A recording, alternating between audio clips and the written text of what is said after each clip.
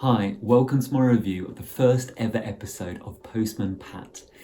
He launched in 1981 and was based on the adventures of Mr. Pat Clifton, who worked for the Royal Mail Postal Service in the fictional town of Greendale.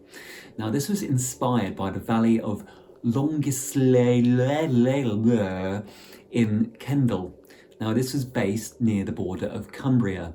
Now, the show features Pat and his iconic black and white cat called Jess, while further series develop Pat's family and more of the villages that lived in the town. Jess? We've got post to deliver. Jess! Oh. Come on then. Let's be having you. Oh! Hey, by heck. Now, it was written by Rosie and Jim's John Cunliffe, who was inspired to write the show based on his visits across post offices in the UK. Now, the series went on to have 8 series altogether, the most recent ending in 2017. Now, there was also Postman Pat the movie, where Postman Pat ditched his postal career and became an international singing sensation. The only drawback is that robots took over the postal service. Oddly enough, I've never actually seen a single episode of Postman Pat, ever. So now we're going to go back in time 42 years to run through the first episode. Here we go.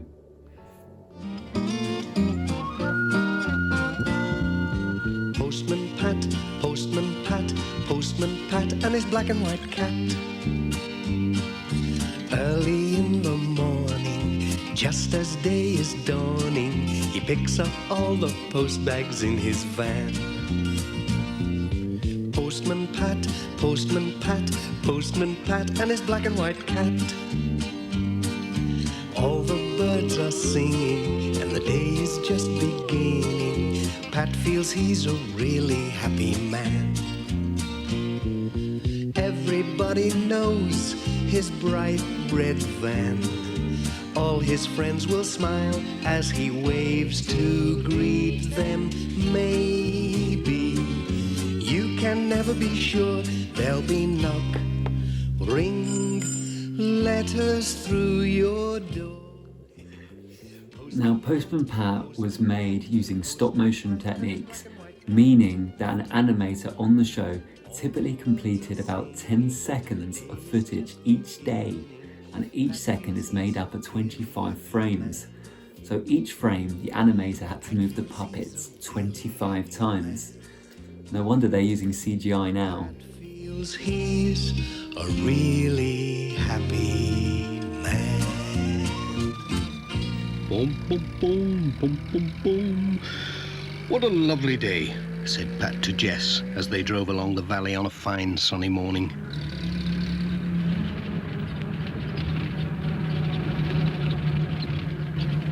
They came into the village and stopped at the post office as they did every day to collect the letters.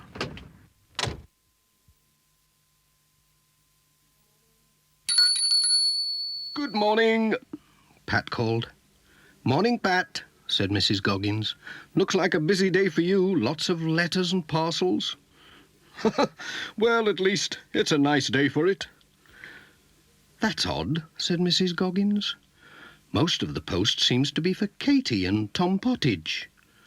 Ah, but of course it's their birthday. Oh, so it is, said Pat. Won't they be excited when they see all these parcels? They are lucky. I remember when I was their age, waiting for the post. Hey, I'd better be on my way. They'll be looking out for me. Well, I'll be off. Goodbye. Boom, boom, boom, boom, boom, boom. Pat broke the fourth wall by singing his own theme tune.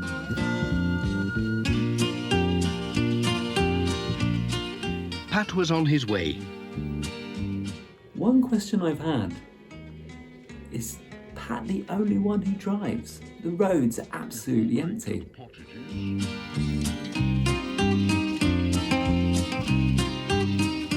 Before going to the Pottages, he had to call at the village school.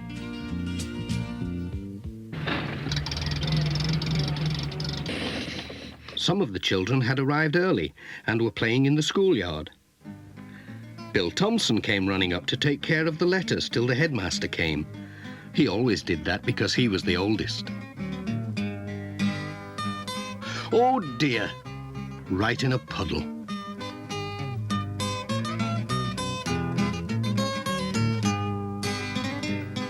Sarah and Lucy Selby asked Pat if he was good at hopscotch because they'd just had new lines painted in the yard. Well, it's a long time since I played, said Pat, but I'll have a go.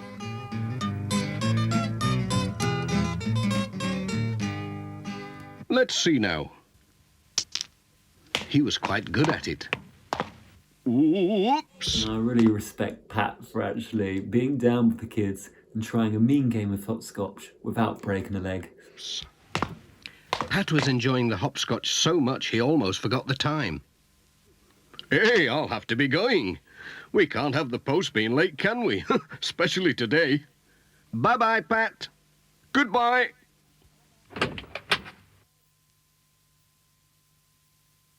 Looks like he just slammed Jess the cat's tail in his van.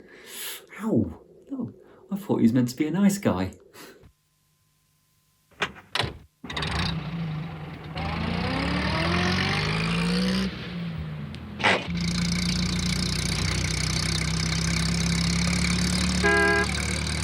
Interesting, he blares his horn and there's absolutely no other traffic on the road at all in this town. I think he's the only one that's discovered fuel and electricity.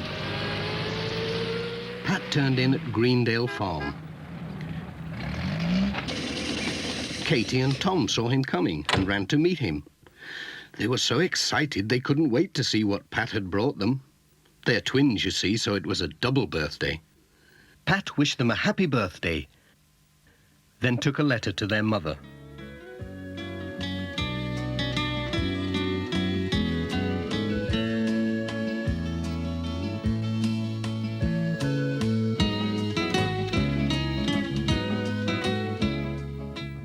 Tom's present was just what he wanted. Not sure what that is. It kind of looks like one of those weird stress ball things.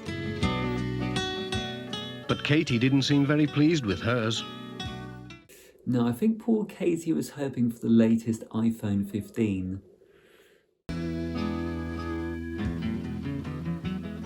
What's up with Katie? Asked Pat. She's wrong side out today, said Mrs. Pottage. She's lost Sarah Ann. Sarah Ann? Is that the little doll she takes to school? She takes it everywhere. She's lost without it. I don't know what we'll do if it doesn't turn up. Oh, it's sure to turn up somewhere. Trouble is, it could be anywhere. We went to see Aunt Alice yesterday and called at lots of places. She could have left it anywhere. Don't worry, I'll look for Sarah Ann, said Pat. I might come across her. I'm good at finding things, you know. We'll get her smiling again, you'll see. Cheerio. Now, this show being so old, it really shows how the community spirit in the UK is now virtually none, because stuff like having the milk brought to you or parcels delivered was quite exciting. But now it's very much like, here's your parcel, bye, and run away. But people back then actually had good relationships with postmen. Come on, Jess. We've work to do.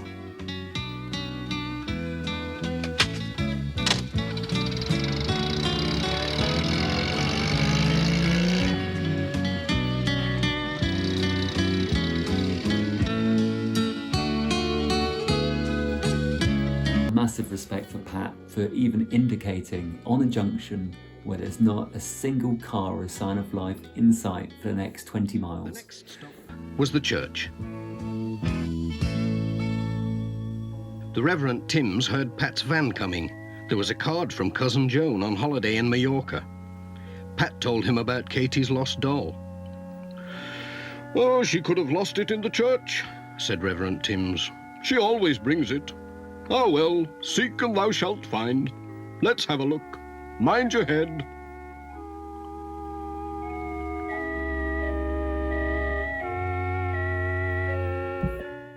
Now, there's something incredibly wholesome about this Pat Clifton character. that I've reviewed a lot of other kids' TV shows, but he just seems to be the most humble, most nice, and just most genuinely lovely person. Found anything?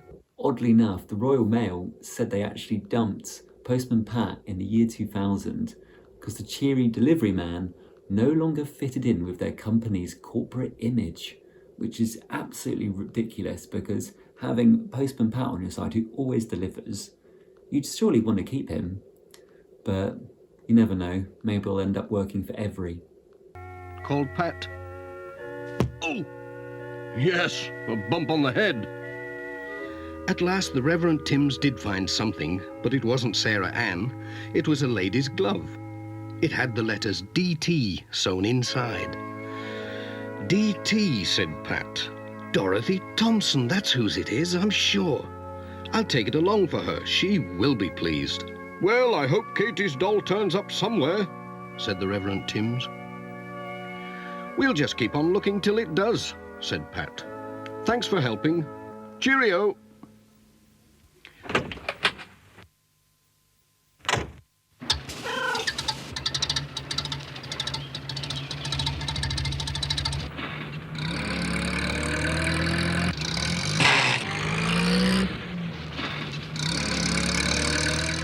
When Pat and Jess arrived at Thompson Ground, Mrs. Thompson was out with a basket, collecting the eggs.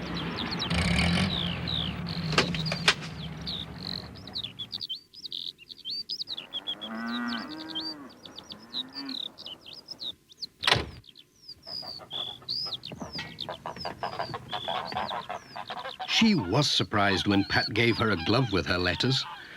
Well, I never, she said. Where did you find this? I've been looking everywhere for it. Then Pat told her about Katie's doll. I was looking in the church for it. The Reverend Timms found your glove instead. Now, let me see. Katie and her mother came to tea yesterday. She could have left her doll under a cushion. We'd better have a look.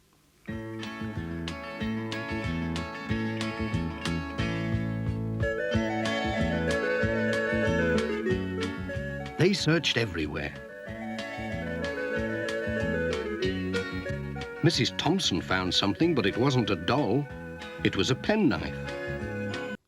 I was a bit concerned that they've managed to find a knife down the back of some old lady's armchair that had been left by someone else. A bit worried there might be a murder in the town of Greendale in the next episode. We'll see. Hey, that looks like Ted Glenn's knife. Goodness knows when he left it here, said Mrs. Thompson. Would you take it along for him? He will be pleased to have it back. Yes, I'll take it.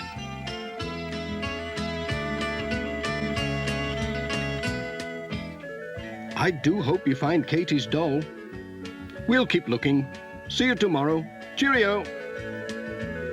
Bye-bye, Pat.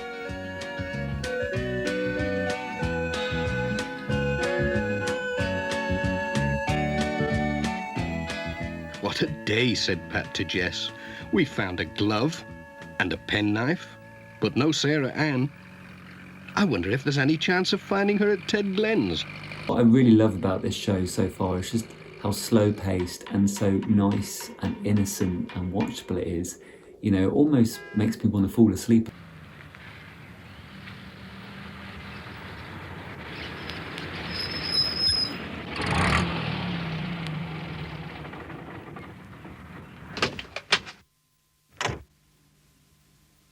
Ted Glenn was delighted to see his knife. He couldn't guess where Pat had found it. When Pat told him about Katie's lost doll, Ted said, "Hey, she was here yesterday with her mother. They brought a lamp to repair." So they went to look in Ted's workshop.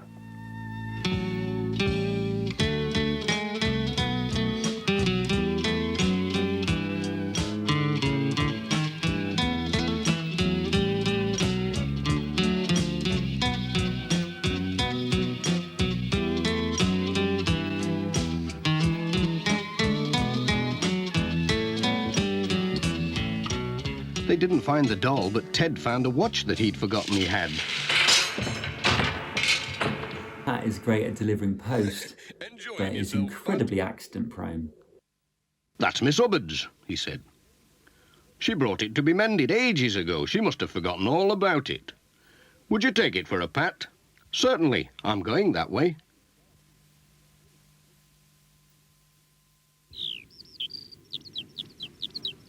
I hope you find the lassie's doll, said Ted. So do I, said Pat. I seem to be able to find everything else. Bye, Ted. So long, then.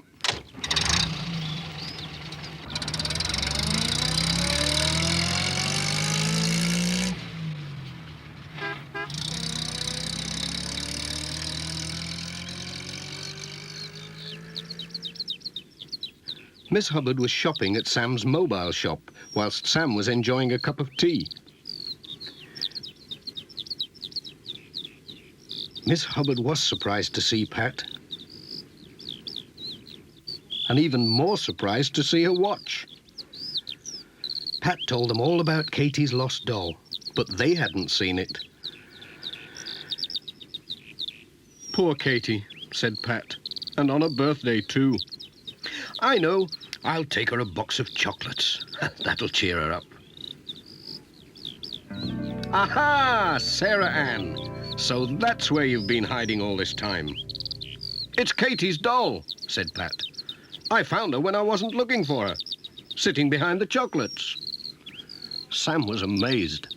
Now, I'm probably overthinking this, but a little kid's doll in the back of a food van, hidden behind a bit of chocolate. Now, is this Sam possibly trying to lure people into the back of it? Oh no, I shouldn't think like this. It's a kid show. That child gets everywhere. I'll take the chocolates anyway, said Pat. They'll make a nice birthday present.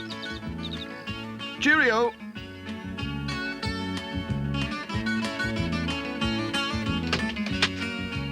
Here she is, Jess. Keep an eye on her.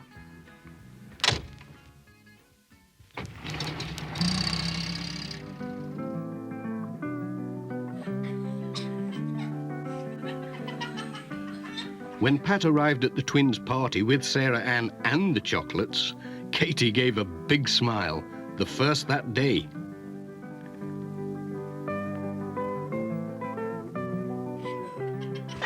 Jess joined in the party, and Pat had a piece of cake.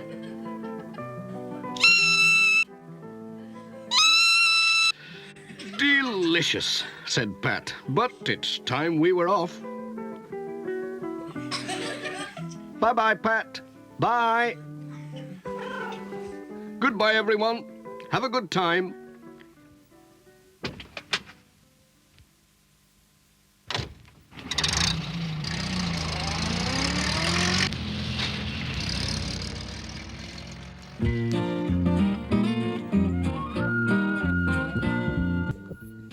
Now, I really quite liked the show. It was very calm, very serene. Just seeing him trundle across the countryside was quite idyllic. I just felt like I was just watching maybe some sort of nice SAMR video, and I just felt really at peace. But on the flip side, I did find it a little bit boring. But I think I've just been sort of affected by TikTok and affected by social media, where I need constant engagement, constant lights and sounds. And watching something like this, I did kind of think, when's it going to pick up pace? When's the action scene going to start? When's the big thing going to happen? But I just had to remember this was 40 years old, and most of the episodes are very simple. Like, episodes included Postman Pat losing his hat in the wind, or Postman Pat being an hour late to deliver something, or Postman Pat learning to play the tuba. I've got to remember that this show is very old, and sometimes the little simple stuff would make kids of that generation very, very excited. But I think it's something that's quite calm. I could imagine myself coming back from a night out, maybe a bit drunk, and just putting this on in the background and just feeling really calm and assured that everything's going to be okay in the morning. It is quite a nice show. I've watched a few episodes. I do recommend checking it out, but if you're quite young, you probably won't appreciate it, simply because it is literally really, really slow and not much happens. But it's nice for that nice sense of nostalgia, and it's quite nice just to see how visual effects have changed, and just how life back then seems so easy going compared to the frantic monstrosity that is today. Thank you very much for watching my review. If you liked it, feel free to subscribe. If you've got any ideas about what you'd like me to review next, pop them in the comments below. And I hope you've had a great day. Anyway, rum bum bum bum bum bum. Come on now. Put your backs into it. Heave! Oh.